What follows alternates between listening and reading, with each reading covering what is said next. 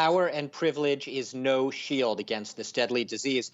And really, Boris Johnson being hospitalized and then put in intensive care, you can't put a more public face on this crisis and the gravity of the threat posed by the virus than having the leader of your country, the prime minister, succumb to it in a sense, at least to the disease he's still fighting. And they say he's stable at this point and he's not on any ventilators.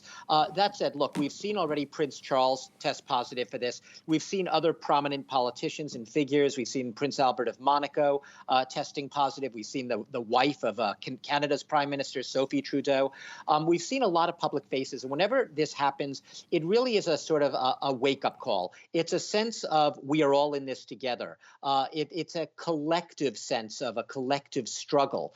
Boris Johnson, obviously, he's been a divisive figure. He's not beloved by all. He's whether you love him or hate him in politics, though, there's been a real emotional outpouring and a psychological, a sense of empathy and compassion around Boris Johnson, because he himself was a very late comer to the gravity of this virus. Back in early March, you might remember he spoke to reporters. He told them he was visiting a hospital with coronavirus patients, shaking hands. He said he shook everyone's hands. He was boasting about it. He was very late to hesitated for a while, closing down pubs, bars, restaurants, theaters, well after a lot of other European countries did, even left schools open in countries for a lot longer, days longer, after France and Germany had closed their own schools. But since then, he's sort of transformed in a sense. He's become much more stringent, and he sort of brought Britain along with him on this journey towards a greater realization of the gravity of this threat. He announced a nationwide lockdown on March 23rd,